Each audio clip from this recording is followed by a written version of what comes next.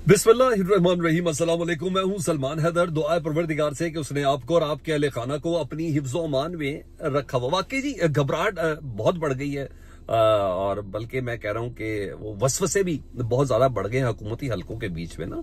और वो लोग जिन्होंने अपने तमाम तर सियासी जुए और पता नहीं फाइनेंशियल जुए अपने कुछ वादों के ऊपर लगाए थे ना, उन सबको बहुत ज्यादा परेशानी का सामना है जो मैं रात से देख रहा हूं। और वो घबराहट बढ़ती भी है और बड़े हद तक वाज़ेह तौर पर नजर भी सामने आ रही है। मैं किस बिना पर कह रहा हूं, असेंबली का फ्लोर हो सर या मीडिया के टॉक शोज। कल 80% मेरे मुख्तलिफ प्रोग्राम्स के प्रोड्यूसर्स वगैरह से मेरी बात हुई, तो उन्होंने कहा जी गिव अप कर दिया। नून लीग वाले कहते हैं कि हमने आना ही नहीं है आज। मेरा कुछ आए भी तो उन्होंने यहां तक कह दिया था कि कल आप देखिएगा कोई मेन स्ट्रीम यानी ए कैटेगरी का गेस्ट प्रोग्राम्स के अंदर नहीं थे।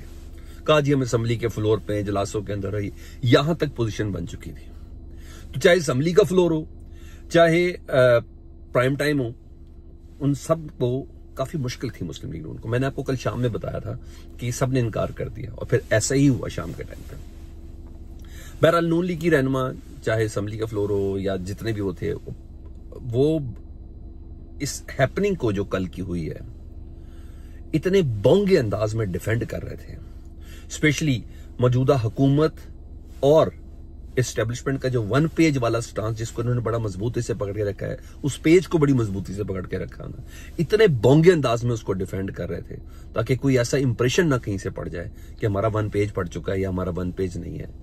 मुकम्मल तौर पर यानी इतना हॉलो था उनकी कम्युनिकेशंस के अंदर, उनके लहजों के अंदर, कि पता चल रहा था कि बयानियन से बन नहीं पा रहा था और अंदाजा हो रहा था कि वसवसे बहुत ज्यादा है।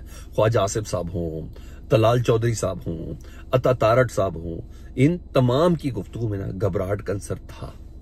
यानी ये इनके अंदर से वो मेच्योरिटी नजर नहीं आती। मैं सिर्फ तलाल चौधरी साहब की बात करूं, अगर उनसे आगाज करूं तो टीवी प्रोग्राम में थे और प्रोग्राम काशिफ अब्बासी साहब के प्रोग्राम में, काशिफ अब्बासी साहब के प्रोग्राम में कहते हैं कि अगर अलकादिर यूनिवर्सिटी वाला जो केस है, अलकादिर ट्रस्ट केस जो है, अगर उसका फैसला नहीं आता ना, इमरान खान को सजा नहीं होती, तो बस फिर आप समझ जाए कि डील हो गई है।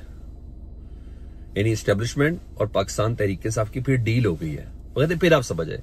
यानी उन्होंने इतनी बड़ी मेजान दे दी, इतनी बड़ी मेजान दे दी। एस्टेब्लिशमेंट को कहा ही है, उन्होंने पीटीआई को नहीं कहा कि सर जी साढ़े नाल ना खेडो तुसी, जे तुसी इमरान खान को सजा ना देती ना तो असं साढ़े सारे भांडे फूंडे फोड़ देने ने। जितने भी राज न्याज है ना हमारे साथ, जो हमसे डील हुई है, हमने सारी फोड़ देनी है।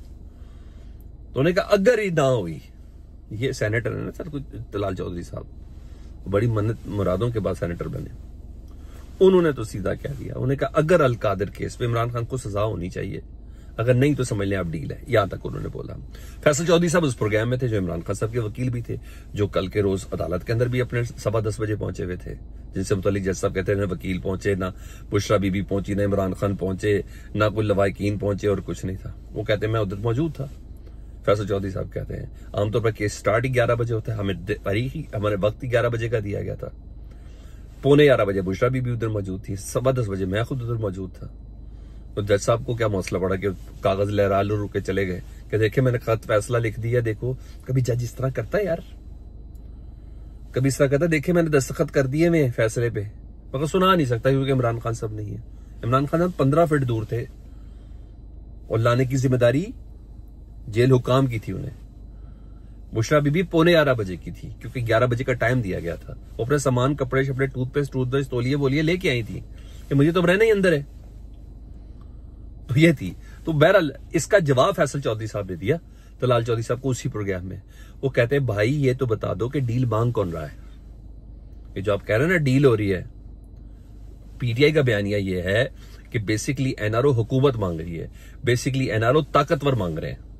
पीटीआई तो मांग नहीं रही। इमरान खान ने तो कहा मैंने डील करनी नहीं, इमरान खान ने तो कहा मैंने बनी गाला जाना नहीं, इमरान खान ने तो कहा मैं तो केसेस अदालत से खत्म कराऊंगा, इमरान खान तो कह रहा है कि मैंने मुल्क से बाहर भी नहीं जाना। मेरे 2 मुतालबात हैं।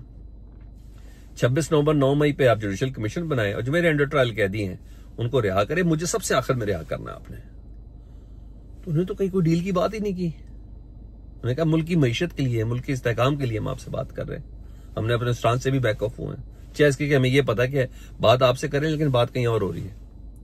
तो फैसल चौधरी साहब कहते हैं भाई यही बता दो कि ये डील मांग कौन रहा है आपसे। कुछ नहीं जवाब दिया। क्या इमरान खान ने डील मांगी है? क्या इमरान खान की बहनों ने मांगी है, इमरान खान की फैमिली ने मांगी है, या इमरान खान की जमात ने मांगी? कोई तो बता दो कि भाई कौन डील मांग रहा है। उन्होंने कोई जवाब नहीं दे सके। उन्होंने कहा भाई इस केस का, Al-Qadir university Al-Qadir trust case का फैसला 3 बार एडजेंट हुआ है और ये सरासर सियासी केस है, तो आप इस तरह की बात ना करें। ख्वाजा आसिफ साहब की हालत देखे सर, वो ख्वाजा आसिफ साहब जो असम्बली के फ्लोर पर किसी को कुसकने नहीं देते थे, मगर वक्त के वजीर आजम ने अपोजिशन को एहतजाज करने का तरीका बता दिया, वो ऊ की आवाज के साथ। ख्वाजा साहब बात करें, अपोजिशन ऊ करे, ख्वाजा साहब बात करें, अपोजिशन ऊ करे। ख्वाजा साहब की हालत बहुत अजीबोगरीब थी। तो मेरा ख्याल है शहबाज शरीफ साहब ने ना मुस्तकबिल की अपोजिशन को किरदार किस तरह का होना चाहिए, एहतजाज किस तरह, वो सब उन्होंने बताया। तो फिर उन्होंने तंग आकर कह दिया कि बंद करो यार, ये मुज़ाकरात की शुफ शुफ क्या लगा के रखी है, आप ना करें हमसे मुज़ाकरात। आप कहते हैं ताकतवरी बात कर रहे हैं तो फिर ताकतवरों से डायरेक्ट ही कर ले। फुल वजीर दिफा साहब फुल परेशान और घबराए बिन बकायदा तौर पर समझ इस तरह ये करके स्पीकर को या जो भी था उस वक्त कस्टोडियन ऑफ द हाउस, उनको वो ये तमाम चीजें बता रहे थे। सर यहां ये चीज है, इस बार ऐसा लग रहा है कि एस्टैब्लिश तारक साहब भी कहते हैं कि डायरेक्ट बात कर लें। इस बार ही पता चल रहा है कि एस्टैब्लिशमेंट को कुछ मुख्तलिफ किस्म के सियासतदानों से वास्ता पड़ा है, या मुख्तलिफ किस्म के सियासतदान से वास्ता पड़ा है, मुख्तलिफ जमात से वास्ता पड़ा है। माजी में तो बड़ा आसान काम था, एक बात किए दस्तखत करें, तीसरा बंदा बीच में है आप जद्दा, एक बार दस्तखत करें, कुछ करें, रिपोर्टें बनवाएं लंदन, ये तो था। आप ईंट से ईंट बजाएं फिर अचानक 1 साल के लिए दुबई चले जाएं, तो माजी में तो था। हाँ, इधर जरदारी साहब होते, इधर शहबाज शरीफ साहब होते, नवाज शरीफ साहब होते, तो कब की कोई ना कोई डील अच्छे से बन चुकी होती। लेकिन यहाँ पाकिस्तान तहरीक इंसाफ है, पाकिस्तान तहरीक इंसाफ चाह कर भी कोई डील नहीं कर सकती सर।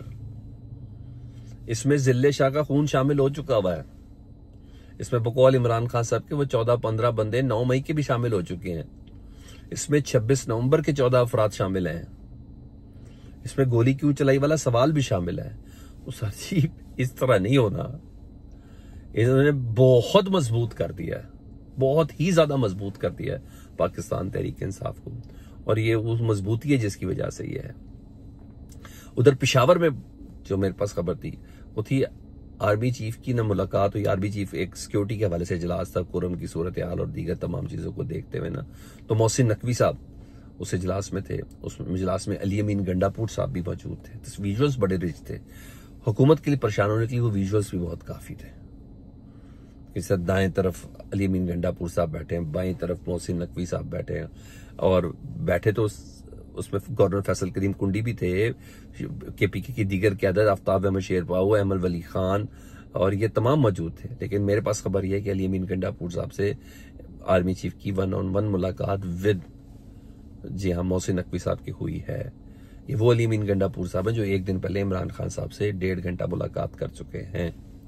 और मुझे ऐसा लगता है कि अब आर्मी चीफ साहब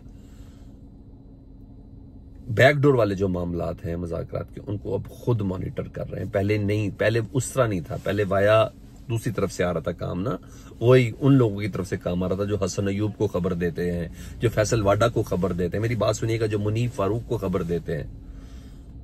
तभी तो सब झूठे पड़ गए, फैसला फिर मुलतवी हो गया। तो मुझे ऐसा लगता है कि ताकतवरों के बीच में भी एक ताकत ने अब अपना काम संभाला हुआ है।